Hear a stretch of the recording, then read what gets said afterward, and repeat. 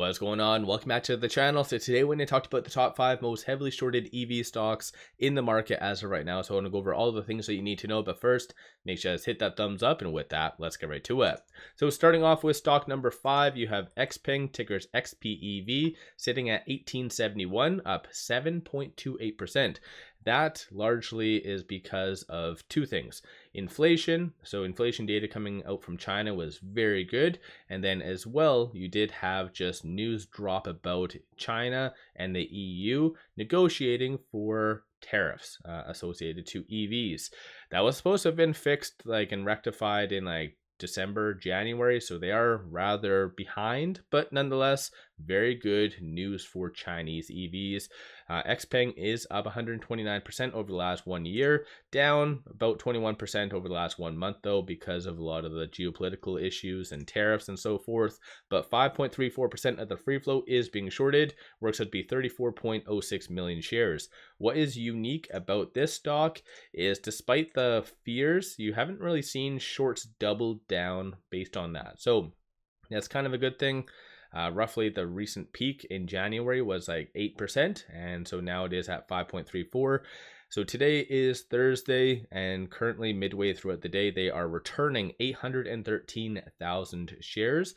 Short score 57.37. So the higher the number, the higher the likelihood of a squeeze happening. And there's roughly around 350,000 shares available to be shorted. Reason being why I bring that up is, in some cases, if there is stocks with limited supply, you could see some buying just to lend out. And that buying usually is from like State Street, Vanguard, BlackRock, a lot of the big names. So this is stock number 5. Moving on to stock number 4, Polestar. They just put out their numbers recently, which I think was 12,000 or something like that. So fairly good. It is sitting at exactly $1 over the last 1 year, down 39.39%, and then over the last 1 month, down 14.04%. 10.95% of the free float is being shorted, works out to be 41.88 million shares though. Thursday, shorts are returning 330,000 shares. Cost to borrow average 18.38, and then utilization is 88.04. Just kind of analyzing what they have been doing. Shorts have been really doubling down, I guess based on the fear and whatever else. On a daily basis, shorts do make up a very big chunk of Polestar's volume. So whatever they do is pretty much where Polestar might be going, in theory, of course. But based on everything, it's definitely something to add to your watch list based on this. This video isn't necessarily for these stocks to say that they're squeeze plays, just analyzing what shorts are doing with them. In many of the cases, shorts pretty much make up a good chunk of their daily volume. So again, something to keep in mind. Moving on to stock number 3, NIO, up 3.93%. So rather low given the recent news. Like I said, similar to XPEV, over the last 1 year, down 25%. And then over the last 1 month, down 25. I might have said that wrong. Or no, that's right. They're the exact same for the most part. So aside from that though, 15.27% of the free float is being shorted, works out to be 259.99 million shares. Shorts are returning 781,000. So it's about time that they've actually returned. But there was a report that just came out yesterday though from the New York Stock Exchange, did indicate as of March the 31st, there was 232.36 million shares, meaning between March the 14th and March the 30th, shorts increased roughly around 52 million shares. So absolute craziness for that. And then through IBKR, it does indicate roughly around 400,000 shares is available to be shorted. Moving on to stock number 2, RIVN, down 2.97%. Over the last 1 year, it is up 11.2%, and then over the last 1 month, up 1.28. So definitely gaining some pretty good traction for that.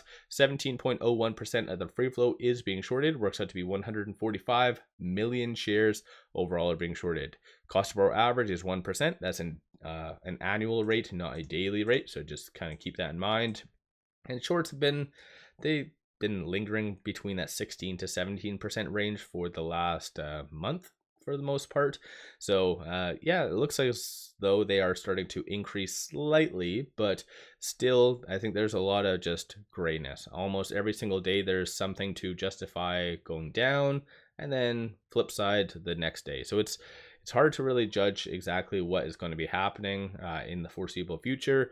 But shorts probably are equally as confused in a lot of the cases so far. They've all returned. So currently returning 248,000 shares, utilization 6908, and then through IBKR, roughly around 700,000 shares is available to be shorted. So this is stock number 2. And then moving on to stock number 1, still the same that it's been for a while now, and that is Lucid, sitting at 255.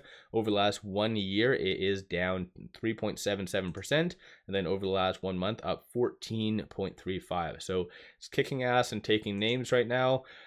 Right at the time of doing this video, shorts are returning 2.86 million shares. 23.62% of the free float is being shorted. Works out to be 287.01 million shares overall are being shorted. Cost to borrow average 7.04, and then short score is 7709. Through IBKR does indicate roughly around 35,000 shares is available to be shorted. So shorts have been really doubling down recently. And yeah, it's a very unique circumstance. I've been covering Lucid on its own dedicated channel for a while now, and honestly, it's always been in excess of 10 million for the last year and a half. So shorts have started to really overextend themselves in Lucid's case, and I feel like as well in Neo's case as well. But nonetheless, let me know your thoughts on these. Do you own any of them? Are you selling any of them? Like, is there any other EVs that you feel are advantageous to really get in? This list was only, as you can tell from that title, is only over 100 million for stocks, because any stock below 100 million for EVs, I feel like they're just diluting excessively, which does skew a lot of these types of numbers and just everything else. So let me know your thoughts. Don't forget to hit that thumbs up. One final thing, pop over to my Patreon and get buy signals on stocks, options, and crypto, many of which have been absolutely on point and bangers. Definitely worthwhile to pop over there and take a look. With all that, appreciate all of you watching.